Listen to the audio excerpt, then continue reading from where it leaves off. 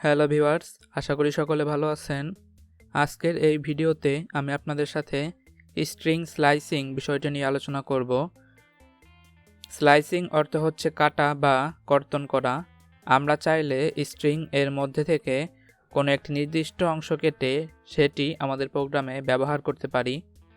তো চলুন বিষয়টি আমরা প্র্যাকটিক্যালি দেখি।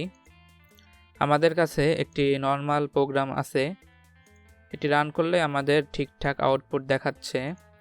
এখন মনে করুন আমরা চাচ্ছি এই স্ট্রিংটির মধ্যে থেকে কোনো একটি অংশ কেটে আউটপুটে দেখাতে।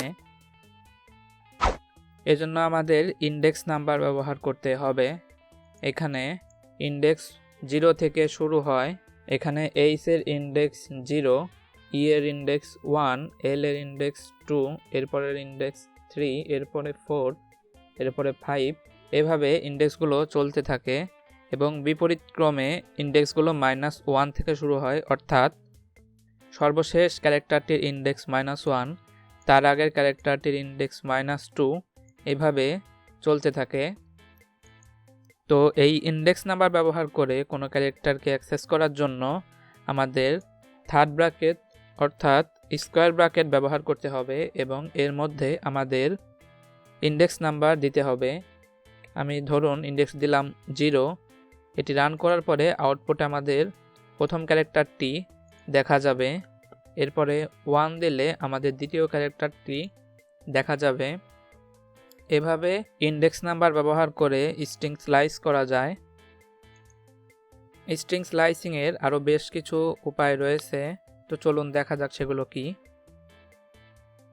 এখানে দেখতে পাচ্ছেন আমরা স্কোয়ার ব্র্যাকেটের মধ্যে দিয়েছি 3, এরপর দিয়েছি ক্লোন, অর্থাৎ এটি 3 নাম্বার ইন্ডেক্স থেকে শুরু করে শেষ পর্যন্ত আউটপুটে দেখাবে।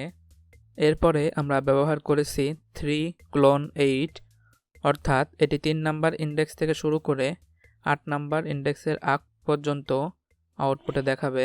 এরপর আমরা ব্যবহার করেছি ক্লোন 3, অর্থাৎ এটি শুরু থেকে শুরু করে 3 নাম্বার ইন্ডেক্সের আগ পর্যন্ত আউটপুটে দেখাবে।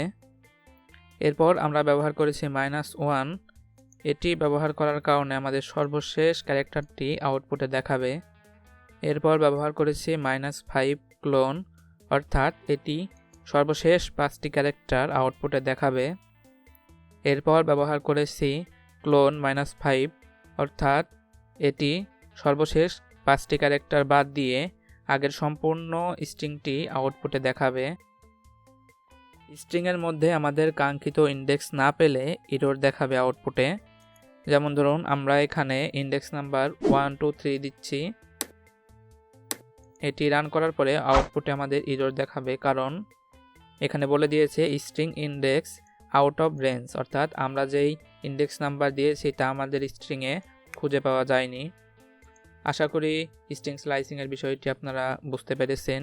বিষয়টি একটি গুরুত্বপূর্ণ বিষয়, কারণ ভবিষ্যতে আমরা যখন লিস্ট টাপল নিয়ে কাজ করব তখন আমাদের প্রতিনিয়তই এই স্লাইসিংয়ের বিষয়গুলো ব্যবহার করতে হবে। ভিডিওটি ভালো লাগে থাকলে আপনার বন্ধুদের সাথে শেয়ার করুন। লাইক, কমেন্ট, সাবস্ক্রাইব করে আমাদের সাথেই থাকুন। ধন্যবাদ।